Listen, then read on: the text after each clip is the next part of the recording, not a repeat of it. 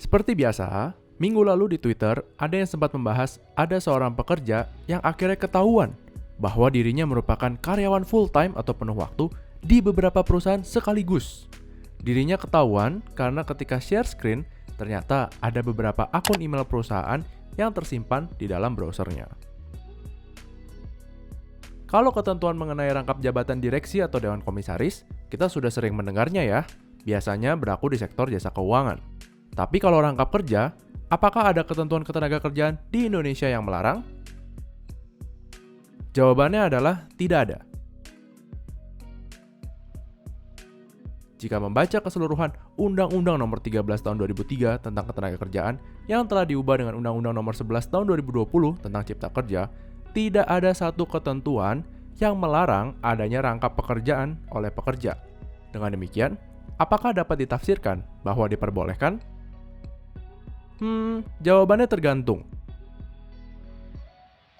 Dalam sebuah hubungan kerja, tidak hanya UU Ketenagakerjaan yang berlaku, tapi kita juga perlu melihat sarana hubungan industrial lainnya.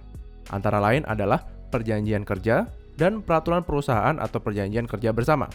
Untuk lebih fair, memang lebih baik langsung dimasukkan ketentuan ini di dalam perjanjian kerja, agar calon pekerja dapat langsung membaca ketentuan ini dan menimbang-nimbang apakah dirinya nyaman atau tidak dengan larangan rangkap pekerjaan ini. Biasanya, ketentuan mengenai rangkap pekerjaan ini ditentukan di dalam perjanjian kerja dengan pengaturan sebagai berikut. Pekerja wajib memberitahukan dan meminta persetujuan tertulis terlebih dahulu dari pemberi kerja apabila hendak melakukan pekerjaan yang berhubungan atau bersinggungan dengan pekerjaan yang diemban oleh pekerja pada pemberi kerja atau berhubungan atau bersinggungan dengan produk dan atau jasa yang disediakan oleh pemberi kerja.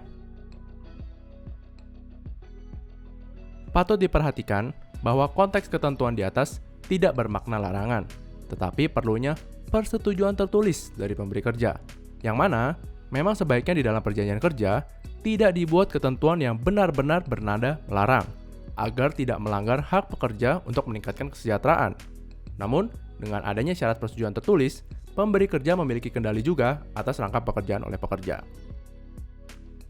Contoh penerapan ketentuan ini adalah apabila pekerja menjabat sebagai video editor di dalam sebuah perusahaan agensi. Apabila hendak mengambil pekerjaan freelance video yang berhubungan dengan lini usaha perusahaan agensi, maka si pekerja wajib memberitahu dan meminta persetujuan tertulis dari perusahaan agensi tempat ia bekerja. Bagaimana jika sudah terlanjur menerima pekerja?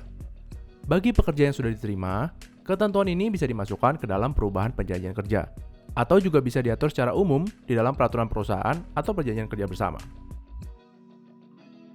Sebenarnya, ketentuan rangkap pekerjaan di atas tidak hanya berlaku bagi pekerjaan yang bersifat penuh waktu, tetapi juga paruh waktu, karena kuncinya ada pada pekerjaan yang memiliki singgungan dengan jenis pekerjaan dan atau produk atau jasa yang memang disediakan oleh perusahaan sebagai pemberi kerja.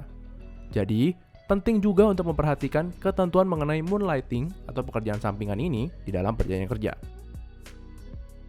Demikian adalah penjelasan singkat mengenai rangkap pekerjaan. Jika tertarik mempelajari lebih lanjut mengenai isu perjanjian kerja, silakan ikuti course dari Loophole Academy berjudul Memahami Aspek Hukum Perjanjian Kerja di loopholeacademy.teachable.com. Sampai jumpa!